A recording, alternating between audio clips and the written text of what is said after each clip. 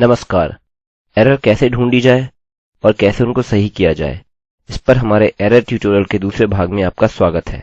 मैंने इस extra4.php का प्रयोग किया है और इसका कारण यह है कि जब हम इसे रन करते हैं, चलिए पीछे चलते हैं। extra4 पर क्लिक करें, हमें यहाँ पार्स एरर मिलती है और यह सब, और लाइन 6 पर हम क्या अपेक्षा कर रहे हैं या हम क्या अपेक्षा नहीं कर रहे हैं, इससे संबंधित हमें कुछ भी जानकारी नहीं दी गई है।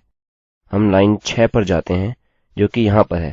पहली नज़र में हो सकता है यह ठीक लगे, किंतु वास्तव में हमें यहाँ पर एक अतिरिक्त कोष्ठक मिला है, अतः हम इसे हटा रहे हैं और आप देख सकते हैं कि यह अब कार्य कर रहा है। और अब यह ढूंढने में काफी सरल है। हालांकि जब आप गणितीय हिसाब जैसा कार्य करते हैं, उदाहरण स्वरूप जोड़ना, तुलना आदि, यदि आप इस प्रकार के गणितीय हिसाब कर रहे हैं और आप अपने कोष्ठकों का ट्रैक खो देते हैं, कभी कभी यह हल करना बहुत सरल होता है। जब हम इसे रन करेंगे तो कुछ नहीं आएगा क्योंकि यह दोनों आपस में बराबर नहीं हैं।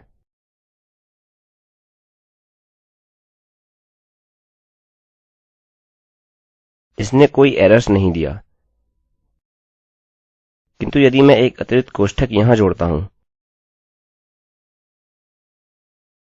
हमें पार्स एरर मिलेगी। जब आप जटिल इफ स्टेटमेंट्स या पेचीदा गणितीय ऑपरेशन हल करते हैं, आपको जांच लेना चाहिए कि कोष्ठक समान हो। बिल्कुल निश्चित कर लें कि आप हर कोष्ठक को जांच रहे हैं, या कुछ और, जैसे कि कुछ अक्षर जो वहां दिखाई देंगे।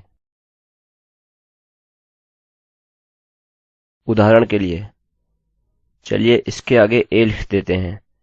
देखिए जब हम वापस जाते हैं, हमें अभी भी पार्स एरर मिलती है। चलिए इसे हटाते हैं, इसे रिफ्रेश करें, अभी भी पार्स एरर मिल रही है। अच्छा, तो आपको पता है कि आपने कुछ टाइप किया है।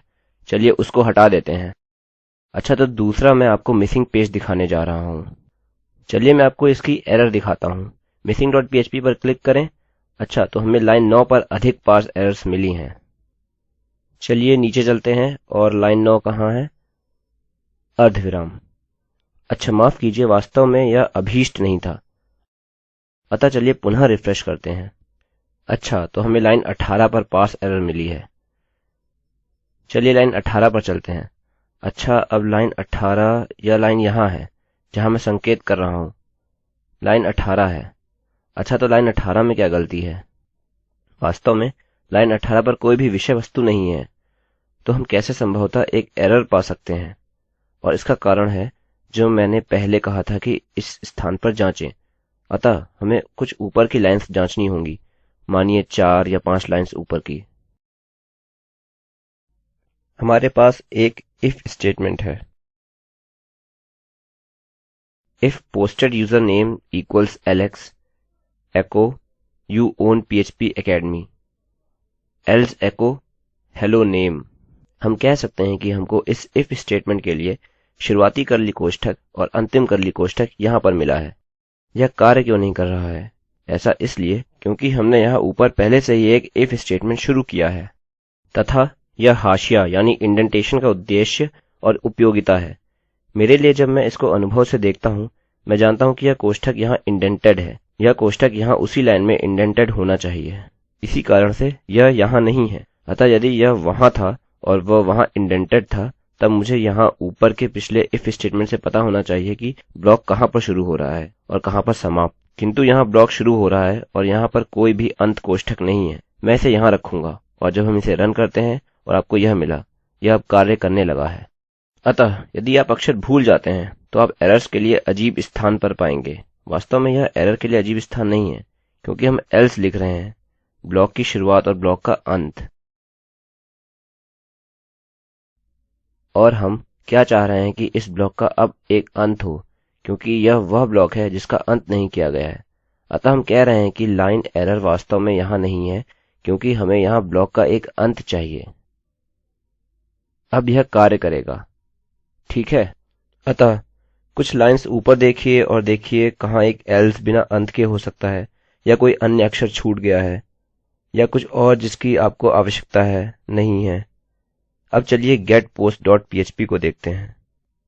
मैंने सिर्फ इसे प्रदर्शित करने के लिए एरर रिपोर्टिंग all का प्रयोग किया है, या डेमोन्स्ट्रेट करने के लिए इस प्रकार की एरर को बताने जा रहा है। इसका मतलब सारी एरर्स नहीं है, यह सभी एरर्स की विस्तृत सूची नहीं है जो रिपोर्ट की जा सकती है। यह इस फंक्शन के लिए केवल एक मापदंड है। यह हमें कुछ एरर्स देखने की अनुमति देता है जो कि उपयोगकर्ता आमतौर पर नहीं बोलते हैं। मेरा मतलब, यदि आपको अपनी खुद की वेबसाइट प्रारंभ करनी होती तो आप इसका उपयोग ना करते, किंतु मेरे पास इस पर एक ट्यूटोरियल है जिसे आपको देखना चाहिए। अतः यह एक गेट पोस्ट एरर है। चलिए यहाँ चलते हैं। अच्छा, तो हमें एक डाटा नामक वेरिएबल मिला है। यह नेम नामक गेट वेरिएबल है।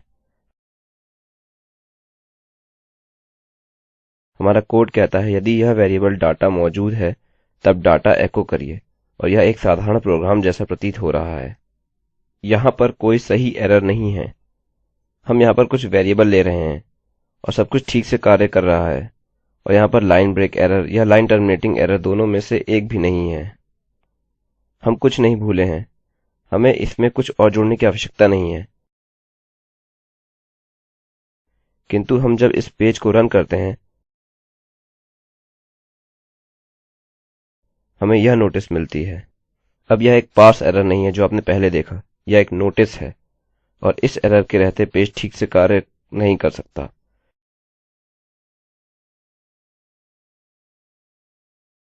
चलिए मैं आपको दिखाता हूँ। मैं यहाँ नेम इक्वल्स एलेक्स लिखता हूँ और यह एरर चली जाती है। यह दर्शाता है कि वास्तव में हमारे कोड में यहाँ पर कोई भी गलती नहीं है। किंतु पहले क्या गलत था? यह था कि यह डाटा वेरिएबल पूर्ण नहीं था। यह उसी के समान है कि डाटा बिल्कुल खाली है। चलिए यहाँ मैं लिखता हूँ एको वेरिएबल एलेक्स, और यह लाइन 5 है। चलिए रिफ्रेश करें। Undefined variable Alex, undefined index name. अतः हम क्या कर रहे हैं? ठीक है, चलिए मैं प्रारंभ से शुरू करता हूँ। यह अधूरा है यदि नेम का विस्तृत विवरण हेडर में नहीं किया गया है, इसलिए डाटा खाली है, और इसलिए हमें एरर अनडिफाइंड इंडेक्स मिली, बिल्कुल वैसे ही जैसे हमें अनडिफाइंड वेरिएबल मिला था यदि हम वेरिएबल एको करवाते हैं जो कि निर्धारित नहीं किया गया है। अतः जैसे ही हम यहाँ कोई डाटा रखते हैं यह एरर चली जाती है। चलिए इसे रिफ्रेश करें। यदि आपको इस शुरुआती एरर से छुटकारा पाना है तो आपको बस इतना करना है कि इस लाइन के बीच में या शुरू में एक चिन्ह लगा दीजिए।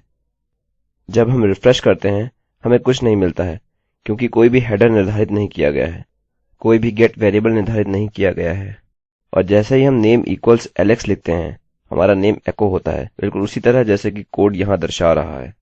यद्यपि आप इफ डाटा एग्जिस्ट का उपयोग कर रहे हैं, तकनीकी रूप से यह अभी भी मौजूद नहीं है। यदि यहाँ कुछ भी नहीं रखा है तो इसको देखिए। अभी के लिए बस इतना ही।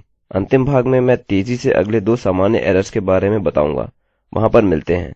देखने के लिए धन्यवाद।